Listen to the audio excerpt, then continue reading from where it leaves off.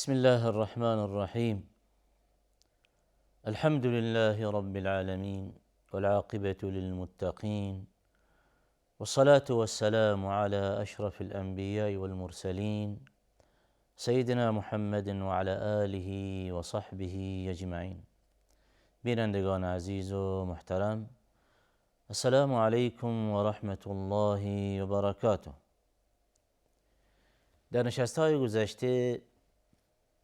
مسائلی پیرامون یک بحث بسیار مهم و پربار در مورد یکی دیگر از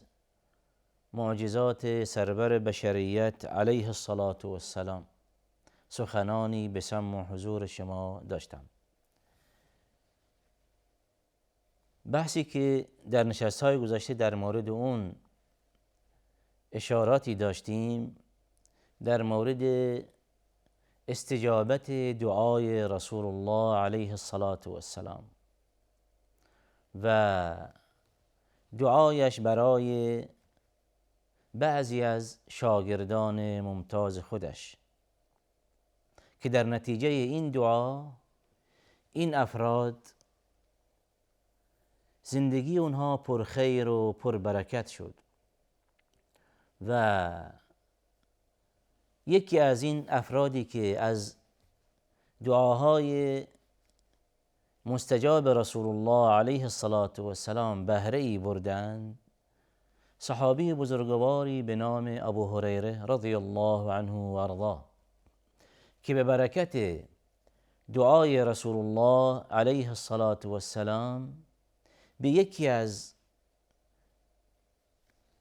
محدثین بزرگوار، روایت کنندگان بزرگوار تبدیل شدند،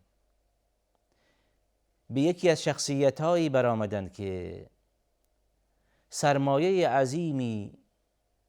از جانب رسول الله صلی الله علیه و آله و سلم یادداشت کردند، حفظ کردند و آموختند و آموزش دیدند در این مدرسه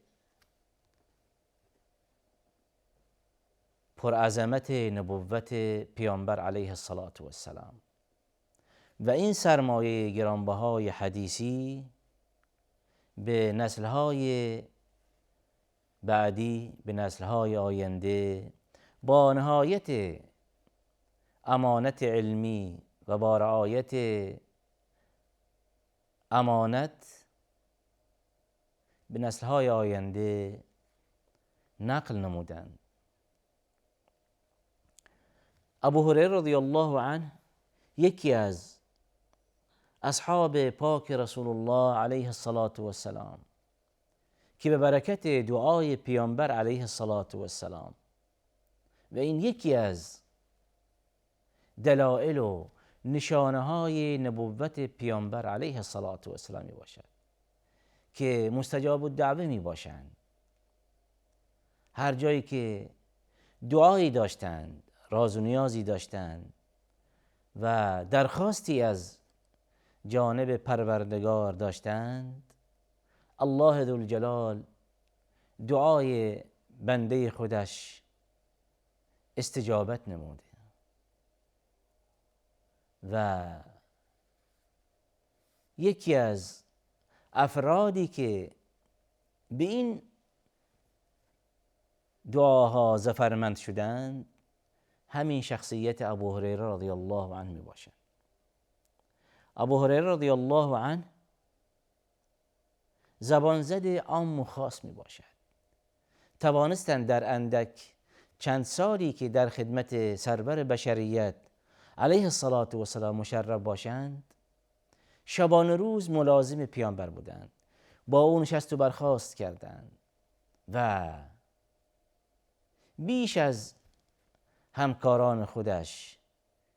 بیش از دیگر یاران رسول الله علیه الصلاة والسلام روایت کردند، چرا که ملازمت خاصی داشتند. همین ابو هریره رضی الله عنه یکی از یاران وفادار رسول الله صلی الله علیه و سلم که توانست در نتیجه اخلاصش و تقوایش و ایمانش و وفاداریش به سرور بشریت علیه الصلاة والسلام خوشنودی الله ذوالجلال از آن خود کند. کم نیست و بیهوده هم نیست که الله ذوالجلال در قرآن کریم، در این کتاب معجزه، در این کتاب پاک آیاتی چند نازل بفرمایند و در این آیات رضای خودش، خوشنودی خودش از نسلی اعلام بفرماید، از یک نسلی که در خدمت پیغمبرش، در خدمت بنده اش بودند، در واقع به اونها اکرام کند، اونها را به اونها مدال ببخشد و این مدال و هدیه بزرگی به اونها ببخشد که در کتابش چنین یادآور شود که من از یاران پیغمبرم اعلام رضایت میکنم. بعد از این هر چقدر که بعضی از این اصحاب پاک رسول الله علیه الصلاة والسلام دشمنی با آنها شود، دشمنانی داشته باشند و یا مخالفانی داشته باشند، باکی نیست، چرا که ارحم الراحمین رب العالمین، آفریدگار جهان، از اونها راضی شده است. و اگر شخصی بتواند خود را به جایی برساند که خوشنودی الله ذوالجلال کسب نماید، دیگر باکی نیست که دیگران در مورد او چه قضاوت‌هایی داشته باشند، چرا که الله ذوالجلال، اون شخصی که به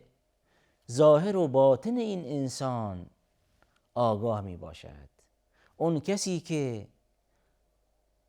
عالم نهانها می باشد، عالم الغیب است، چنان که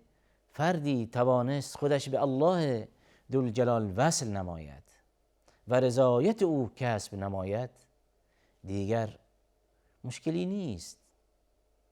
که مخالفی داشته باشد، افرادی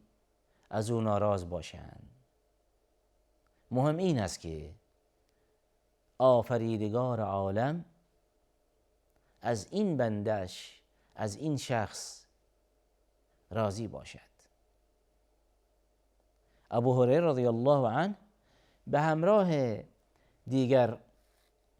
اصحاب رسول الله صلی الله علیه و سلم و رضی الله عنهم جمیعا با این فداکاری هایی که داشتند، که سراپا در خدمت پیامبر علیه الصلاة والسلام بودند، در رکاب پیامبر علیه الصلاة والسلام بودند و پیامبر را بیش از جان و مال و فرزند و پدر و مادر و تمام دارایی و مایملک خودشان دوست داشتند. این عین ایمان است و حقیقت ایمان است که انسان به یک جایی برسد که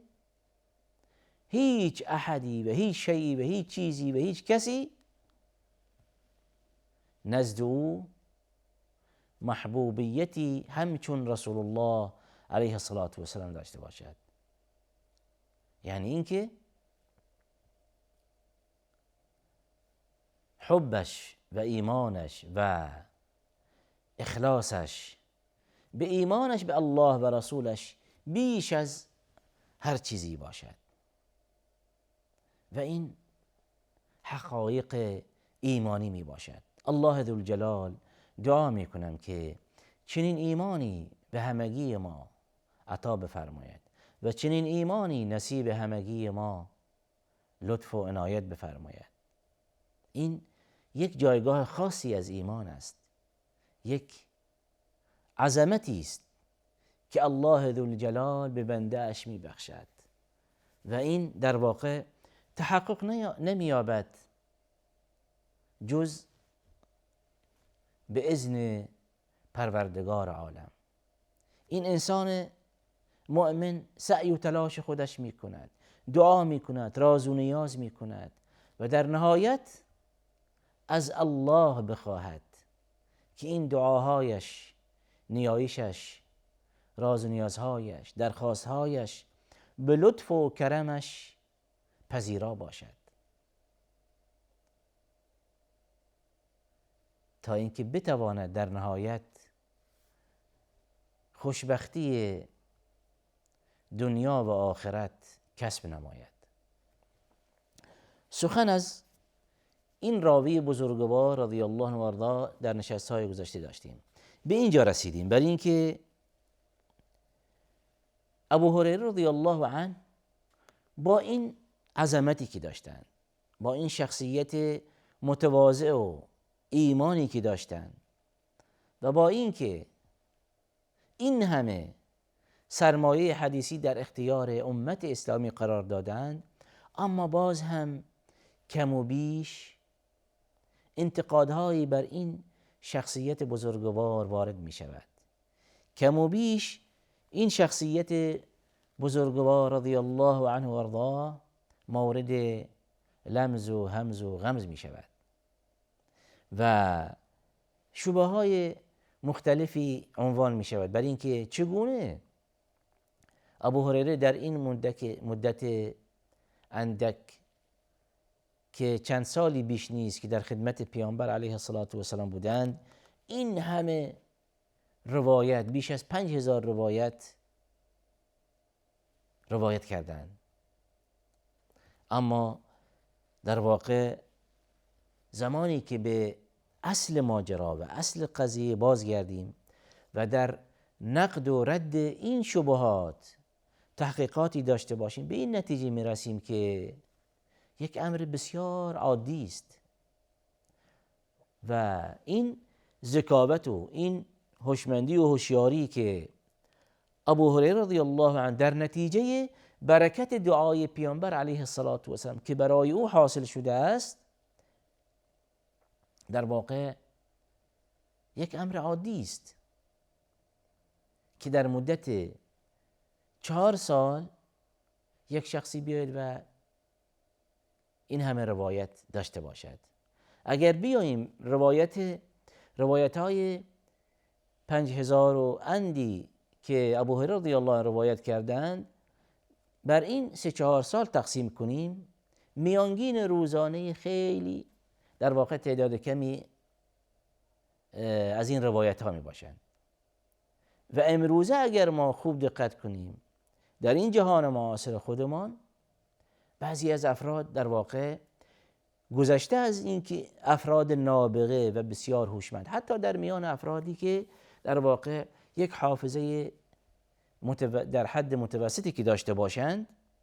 اگر خوب دقت کنیم روزانه می توانند چندین مطلب یا چندین روایت حفظ کنند و در واقع به دیگران هم چه منتقل کنند. با توجه به اینکه ابو هریره رضی الله عنه ضمن اینکه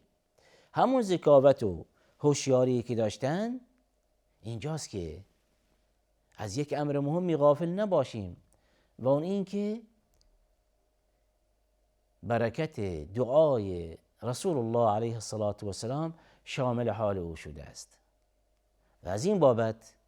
ابو هریره رضی الله عنه در نتیجه این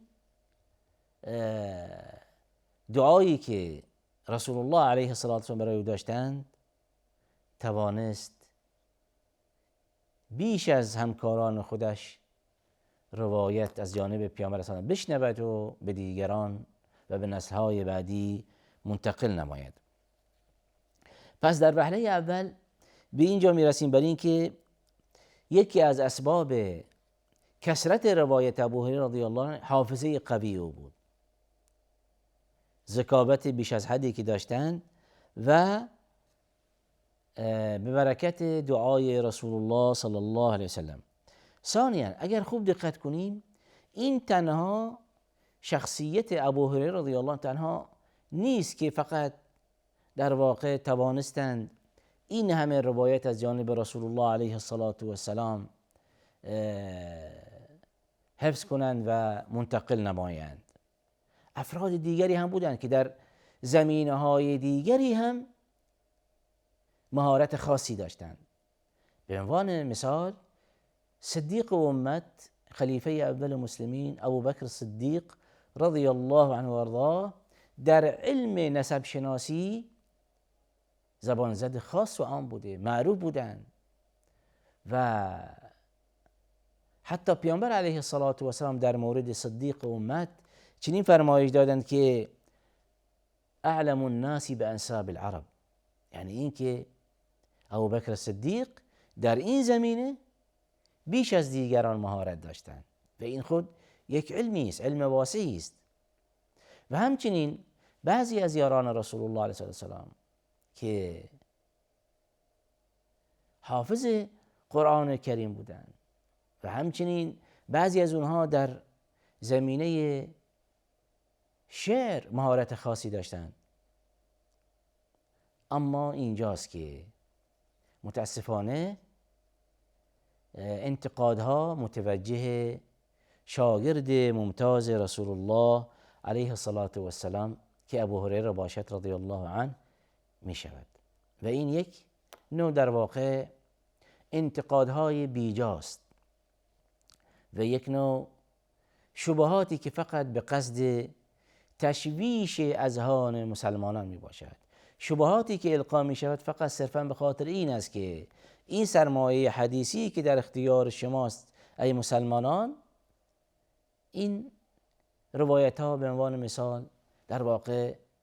صحیح نیستند و این روایت ها از جانب یک شخصیتی روایت شده، در صورتی که بیشتر این روایت ها به همان گونه که ابو هریره رضی الله عنه روایت کردند دیگر اصحاب رسول الله علیه السلام روایت کردند. پس یا اینکه در واقع بعضی از روایت های ابو هریره رضی الله عنه روایت های مکرری هم هستند با الفاظ مختلفی بوده. پس اینجاست به این نتیجه مسلم میرسیم بر این که ابو هریره رضی الله عنه تمام اون مسائلی که از جانب سرور خودش علیه السلام شنیده است با نهایت امانت به نسل‌های بعدی منتقل کرده بدون در واقع کتمان روایتی. و یک امر مهمی در مورد ابو هریره بدانیم که ابو هریره رضی الله عنه یکی از افرادی که محبت خاصی داشتند نسبت به اهل بیت رسول الله علیه السلام. و آخر دعوانا ان الحمد لله رب العالمين وصلى الله على سيدنا محمد وعلى آله وصحبه وسلم.